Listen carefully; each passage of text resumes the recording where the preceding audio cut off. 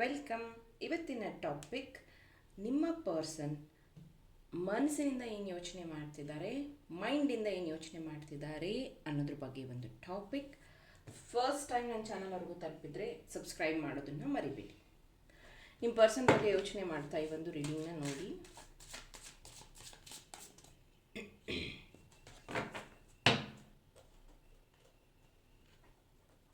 ನಿಮಗೇನಾದರೂ personal readings ಬೇಕಿದ್ದರೆ WhatsApp ನಂಬರ್ಗೆ ಮೆಸೇಜ್ ಮಾಡಿ.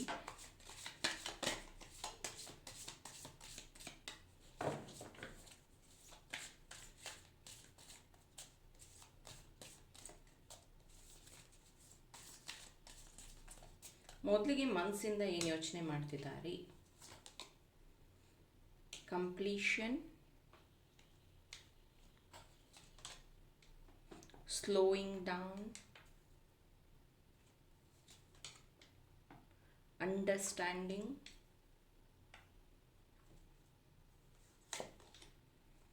politics, intensity. ಸೊ ಈಗ ಮೈಂಡಿಂದ ಏನು ಯೋಚನೆ ಮಾಡ್ತಿದ್ದಾರೆ? Projection number 7, the masters, morality,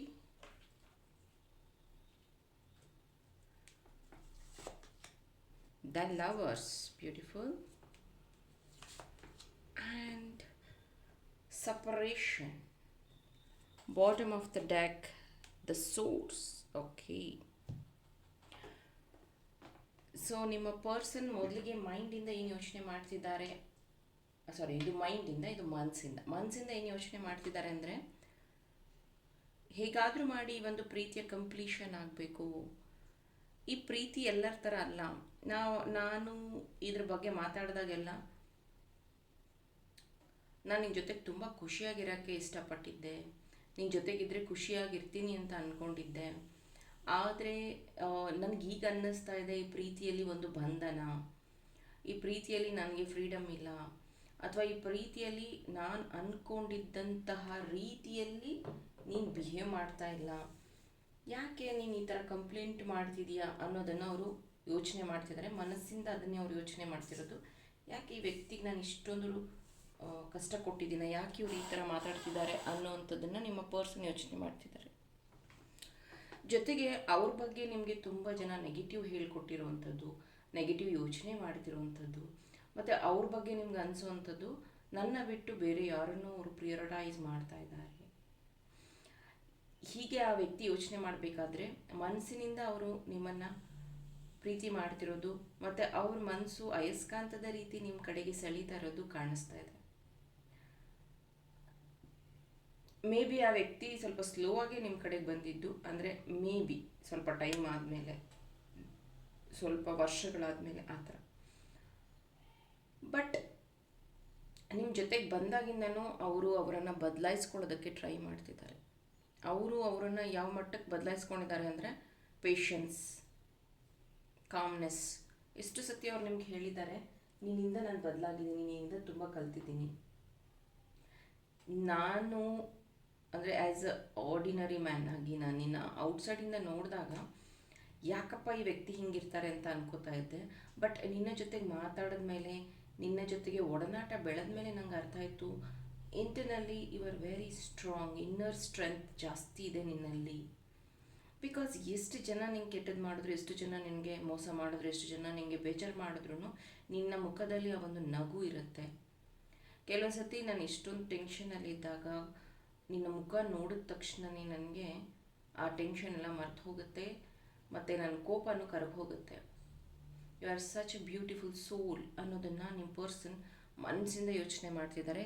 because ನಿಮ್ಮಿಬ್ಬರದೂ ಸ್ಟ್ರಾಂಗ್ ಸ್ಪಿರಿಚುವಲ್ ಕನೆಕ್ಷನ್ ಇರುವಂಥದ್ದು ಕಾಣಿಸ್ತಾ ಇದೆ. ಮೇ ಬಿ ನಿಮ್ಮ ಪರ್ಸನ್ನು ಸಹ ಸ್ಪಿರಿಚುವಲಿ ಸ್ಟ್ರಾಂಗ್ ಇರುವಂಥದ್ದು. ಮೇ ಬಿ ನೀವು ಯಾವುದಾದ್ರೂ ದೇವಸ್ಥಾನಕ್ಕೆ ಜೊತೆಯಾಗಿ ಹೋಗುವಂಥದ್ದು, ಅಥವಾ ಶಿವನ ಆರಾಧನೆ ಮಾಡುವಂಥದ್ದು. ರೀಸೆಂಟಾಗಿ ನಿಮ್ಮ ಈ ಒಂದು ಪ್ರೀತಿಗಾಗಿ, ಅಥವಾ ಏನಂತಾರೆ ಸೆಲೆಬ್ರೇಷನ್ ಅಂದ್ಕೊಳ್ಳಿ, ಅಥವಾ ಮೀಟಪ್ ಕ್ಯಾಚಪ್ ಅಂದ್ಕೊಳ್ಳಿ. ಸೊ ಆ ವ್ಯಕ್ತಿ ಬರಬೇಕಿತ್ತು, ಬರೋಕ್ಕಾಗಲಿಲ್ಲ. ಅವ್ರಿಗೆ ಅದ್ರ ಬಗ್ಗೆ ತುಂಬ ರಿಗ್ರೆಷನ್ ಇದೆ. ನಾನು ಬರ್ತೀನಿ ಅಂತ ಹೇಳಿದ್ದೆ, ಸಿಗ್ತೀನಿ ಅಂತ ಹೇಳಿದ್ದೆ, ಅದಾಗಲಿಲ್ಲ ಅನ್ನೋಂಥ ಬೇಜಾರು ಅವರಿಗಿದೆ. ಬಟ್ ಡೋಂಟ್ ವರಿ, ಮುಂದಿನ ದಿನಗಳಲ್ಲಿ ಅವರು ನಿಮ್ಮನ್ನು ಮೀಟ್ ಮಾಡಬೇಕು ಅನ್ನೋಂಥ ಎಲ್ಲ ಪ್ಲ್ಯಾನ್ಸ್ನ ಹಾಕ್ಕೊಂಡಿದ್ದಾರೆ.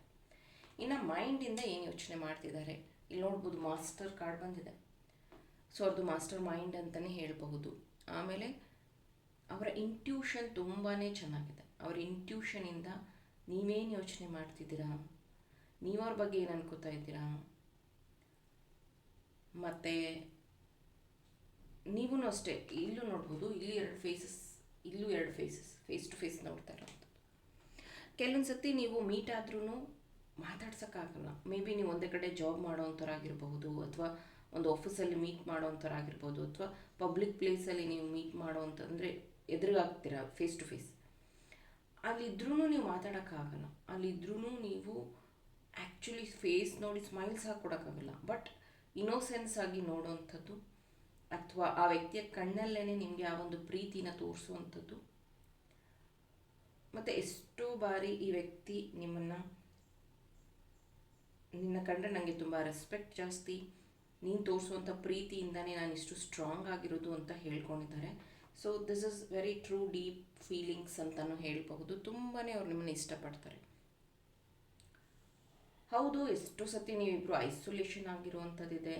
ಆ ವ್ಯಕ್ತಿ ಹೇಳಿರುವಂಥದ್ದಿದೆ, ನಾನು ನಿನ್ನ ಹತ್ರ ಮಾತಾಡದೇ ಇರ್ಬೋದು, ನಂಬರ್ ಬ್ಲಾಕ್ ಮಾಡಿರ್ಬೋದು, ದೂರ ಇರ್ಬೋದು. ಬಟ್ ಸದಾಕಾಲ ನಿನ್ನ ಒಂದು ಪ್ರೀತಿಯಲ್ಲಿ ನಾನು ಯೋಚನೆ ಮಾಡ್ತಾ ಇರ್ತೀನಿ. ಕೆಲವೊಂದು ಸತಿ ನನಗೇನು ಆ್ಯಕ್ಷನ್ ತೊಗೊಳಕ್ಕಾಗೋದಿಲ್ಲ.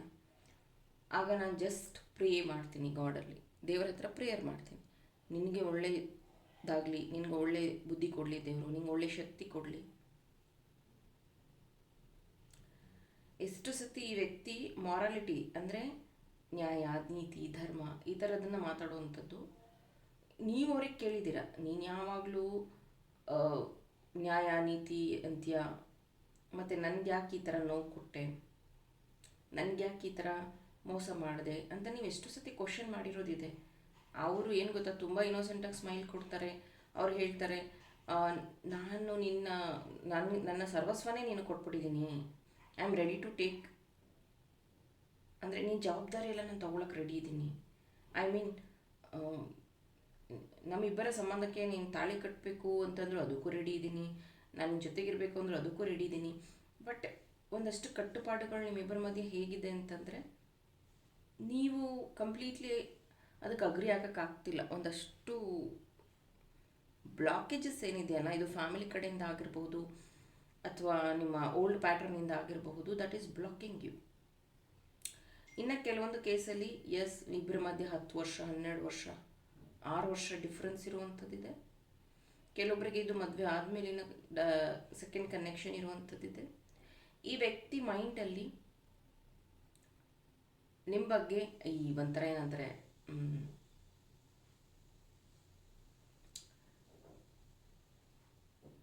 ಸುಂದರವಾಗಿ ಅನ್ನೋದಕ್ಕಿಂತ ನಿಮ್ಮನ್ನು ತುಂಬ ಸ್ಟ್ರಾಂಗ್ ಆಗಿ ನೋಡೋಕ್ಕೆ ಈ ವ್ಯಕ್ತಿ ಇಷ್ಟಪಡ್ತಾರೆ. ಯಾಕಂದರೆ ಪದೇ ಪದೇ ನಿಮಗೆ ಆಗ್ತಾ ಇರುವಂಥ ನೋವು, ಅಥವಾ ನೀವು ಎದುರಿಸ್ತಾ ಇರುವಂಥ ಸಮಸ್ಯೆಗಳೇನಿದೆಯಲ್ಲ, ಆ ವ್ಯಕ್ತಿ ಅನ್ಕೊತಾರೆ ಇವರಿಗೆ ಒಳ್ಳೇದಾದರೆ ಸಾಕು, ನನ್ನ ಕಡೆಯಿಂದ ಆಗದೆ ಇದ್ರೂ ದೇವ್ರು ಇವ್ರಿಗೆ ಒಳ್ಳೇದು ಮಾಡಲಿ ಅನ್ನೋಂತಹ ಅವರ ಪ್ರೇಯರ್ಸಲ್ಲಿ ನಿಮ್ಮನ್ನು ಆ್ಯಡ್ ಮಾಡೋವಂಥದ್ದಿದೆ. ಸೊ ಇಲ್ಲಿ ಲವರ್ಸ್ ಕಾರ್ಡ್, ರೆಡ್ ರೋಸಸ್ ಬಂದಿರೋದ್ರಿಂದ ಎಸ್, ಅವ್ರಿಗೂ ನಿಮ್ಮ ಬಗ್ಗೆ ರೊಮ್ಯಾಂಟಿಕ್ ಕನೆಕ್ಷನ್ಸ್ ಬಗ್ಗೆ ಅವರು ಯೋಚನೆ ಮಾಡಿರೋದಿದೆ. ಅವ್ರ ಮೈಂಡಲ್ಲಿ ಸದಾಕಾಲ ನಿಮ್ಮ ಪ್ರತಿಬಿಂಬ ಅಥವಾ ನಿಮ್ಮ ಬಗ್ಗೆ ನೀವು ಮಾತಾಡಿರುವಂಥ ವಿಚಾರಗಳು ನೆನಪಿಸ್ತಾ ಇರುತ್ತೆ. ಮೇ ಬಿ ಇದು ಸೋಲ್ಮೇಟ್ ಕನೆಕ್ಷನ್ ಇರಬಹುದು. ಹಾಗಾಗಿನೇ ನಿಮ್ಗೆ ಅನ್ನಿಸ್ತಾ ಇರುತ್ತೆ, ನಾನು ಎಷ್ಟೇ ಸತಿ ಬಿಟ್ಟು ಕೊಟ್ಟರು ಯಾಕೆ ನನಗೆ ಈ ಕನೆಕ್ಷನ್ ಇನ್ನೂ ಸ್ಟ್ರಾಂಗ್ ಆಗ್ತಾ ಇದೆ. ಎಷ್ಟೊಂದು ಸತಿ ಅವರೇ ತಪ್ಪು ಮಾಡಿ ಸಿಗಾಕೊಂಡ್ರು, ಎಷ್ಟೋ ಸತಿ ಅವರ ಒಂದು ತಪ್ಪಿನ ಅವರಿಗೂ ನಾನು ಮಾಡಿಸಿದ ಮೇಲೂ ನಾನು ಯಾಕೆ ಅವರಿಗೆ ಪದೇ ಪದೇ ಚಾನ್ಸ್ ಕೊಡ್ತಾ ಇದ್ದೀನಿ, ನಾನು ಯಾಕೆ ಅವ್ರ ಪ್ರೀತಿಯಲ್ಲಿ ಇಷ್ಟೊಂದು ಕಾಂಪ್ರಮೈಸ್ ಆಗ್ತಾ ಇದ್ದೀನಿ, ನಾನು ಯಾಕೆ ಎಲ್ಲದನ್ನು ಸಹಿಸ್ಕೋತಾ ಇದ್ದೀನಿ, ನಿಮಗೆ ಅನಿಸಿರುತ್ತೆ ಇದು.